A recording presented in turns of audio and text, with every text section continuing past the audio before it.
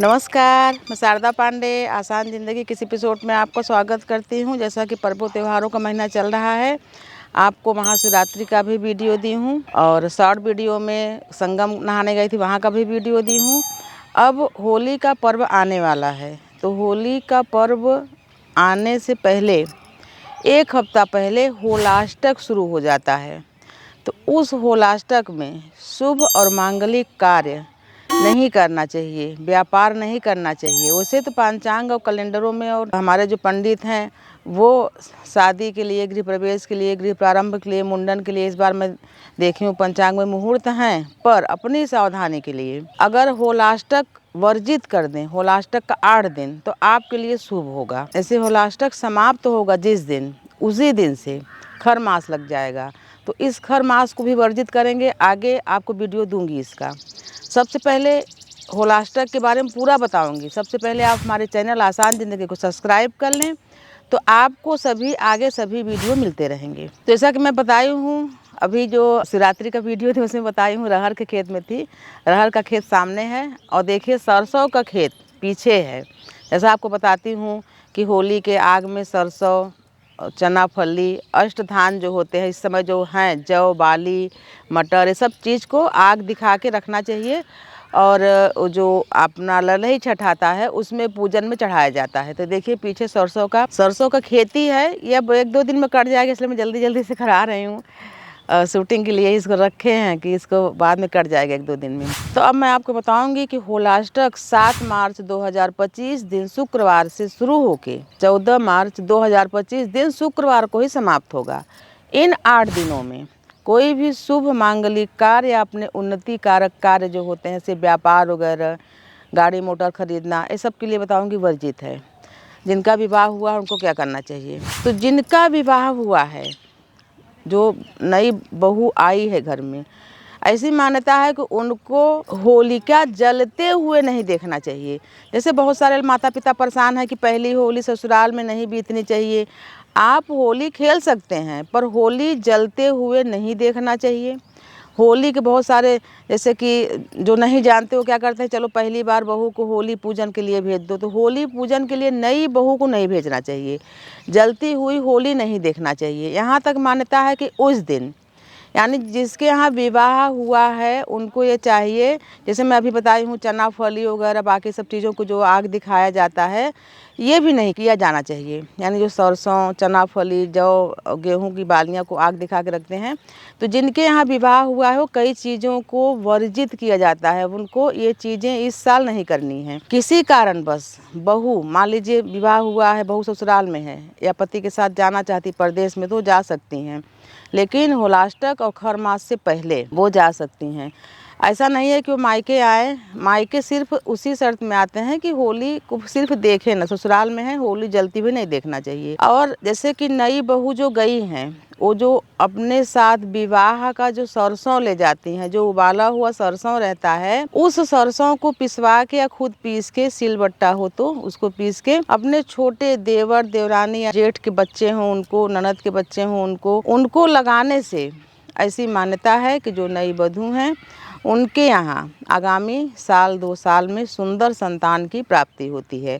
तो ये सब लोग मानता हैं और इनको करना चाहिए, बहुत शुभ होता है। जो नई बहू हैं वो जिस दिन होली होता है उसे सभी करते हैं। नई वधू को चाहिए कि वो गुलाल लेकर सभी को, जो घर में बड़े हैं उनको लगाना चाहिए, उनका पाँव छूना चाहिए, आशीर्वाद लेना चाहिए, ठंडई बनाना चाहिए। जो सौंफ की ठंडई होती है उसको बना के शाम के समय लगभग 4 बजे सबको पिलाना चाहिए। जैसे आपके यहाँ विवाह है, जैसे कि मैं पंचांग में देखी हूँ कि 7 से 12 औरत तक विवाह भी है, मुंडन भी, बहुत सारी चीज़ें हैं। लेकिन होलाष्टक और खर मास में विवाह, उपनयन संस्कार, गौना, गृह प्रवेश, गृह प्रारंभ, मुंडन, व्यापार, यानी कि व्यापार शुरू करना। जैसे मान लीजिए आपका पूरा सब कुछ तैयार है, उस दिन व्यापार का उद्घाटन करते हैं, नई गाड़ियां खरीदते हैं, कोई मूल्यवान चीज़ खरीदते हैं। आगे जब वो चोरी होता है या ख़राब होता है, या जैसे कि आप व्यापार खोले लेकिन आपका व्यापार नहीं चला, तो आप बोलते हैं पता नहीं क्या कारण हुआ। तो यही सब कारण होता है। खर मास या वर्जित जो चीज़ें होती हैं उस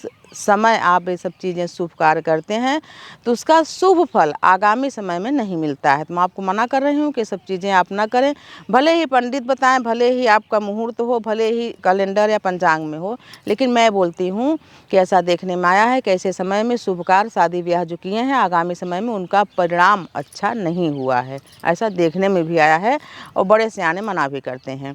आगे बहुत सारे मुहूर्त हैं, यानी कि इस बार जुलाई में कम मुहूर्त हैं क्योंकि गुरु अस्त हो रहे हैं। इसके पहले जो मुहूर्त हैं उस मुहूर्तों में आप शुभ कार्य करें। होली प्लस अष्टक, यानी होली के 8 दिन जो चीज़ वर्जित रहता है, इसे मतलब दोनों को जोड़ के होलाष्टक कहते हैं। तो इसमें होलाष्टक में वर्जित क्यों रहता है? जैसे हम बहुत सारे चीज़ों को उत्साह से मनाते हैं, जैसे हम नवरात्रि मनाते हैं। नवरात्रि क्यों मनाते हैं? कि माँ दुर्गा महिषासुर से 9 दिन तक लड़ाई करे थी, तो उस दिन 9 दिनों तक हम जितने भक्त हैं पूजा पाठ व्रत करके माँ को बल प्रदान करते हैं, उनका हम सहयोग करते हैं। उसी प्रकार से दशहरा क्यों मनाते हैं?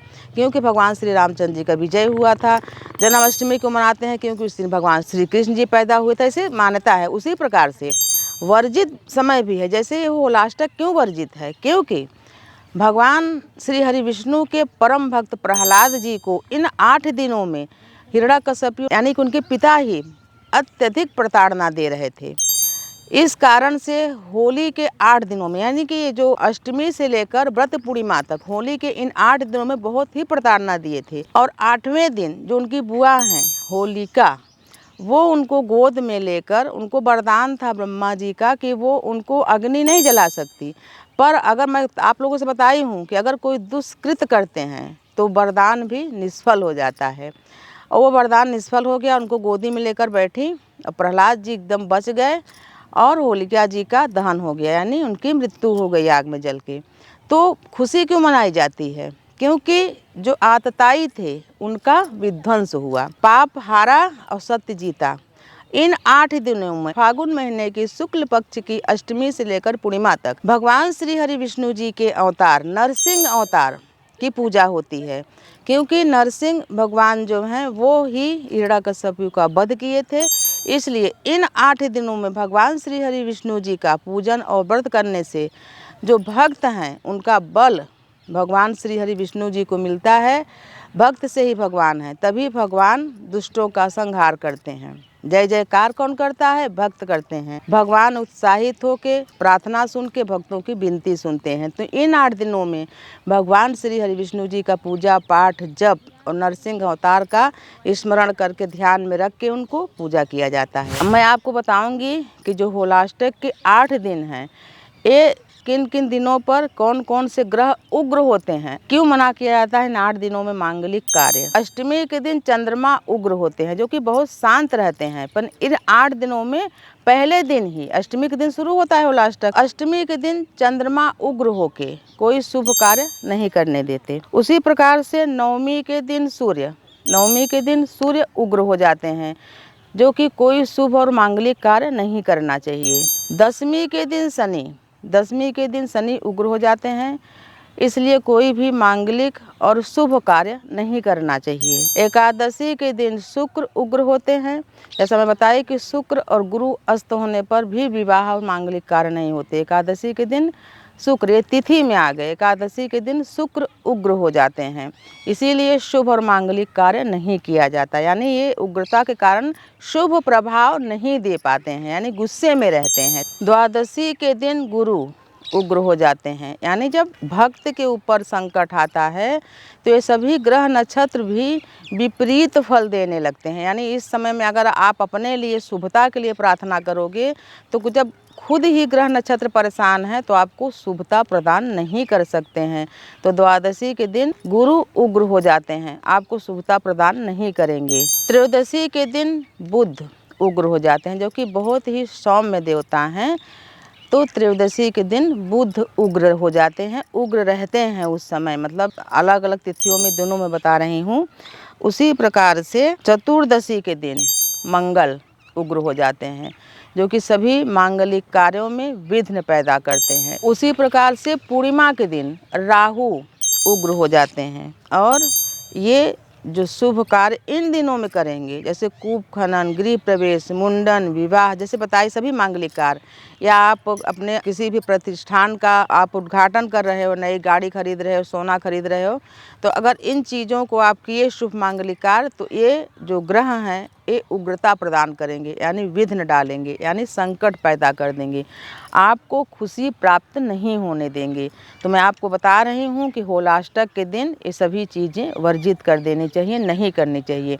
अब बहुत सारे लोग, जैसे कि हमारे पास भी कई ठो कार्ड आए हैं विवाह के, मैं बोली भी भाई होलाष्टक के समय 8 दिनों में विवाह वगैरह नहीं करना चाहिए, तो बोले कि ना पंचांग में कैलेंडर में गुरुजी नहीं मना किए हैं। तो मैं बोली भाई अपने बचाव के लिए तो वो है ही, करो करते हैं, आगामी कुछ दिनों में उसका दुष्परिणाम भी सामने आ जाता है। तो आपको मैं होलाष्टक के बारे में बता रही हूँ। होलाष्टक के दिन हवन भी नहीं करना चाहिए, यानी होलाष्टक अष्टमी से लेकर पूर्णिमा तक किसी भी विशेष हवन को नहीं किया जाता, ऐसी मान्यता है। तो मैं आपको होलाष्टक के बारे में बता रही हूँ। फिर हमने भी कई पंडितों से संपर्क किया तो पंडित जी लोग बताए कि होलाष्टक निषिद्ध यानी वर्जित होलाष्टक का 8 दिन किसी किसी क्षेत्र में है, यानी जहाँ प्रहलाद जी और जहाँ पर हिरण्यकश्यप जहाँ एक कांड हुए थे, उन कुछ क्षेत्रों में चीज़ें शुभ कार्य वर्जित हो जाती हैं। बाकी उस क्षेत्र से बाहर सभी कार्य कर सकते हैं, लेकिन मेरा ये कहना है, हमारे बड़े बूढ़ों का भी यही कहना है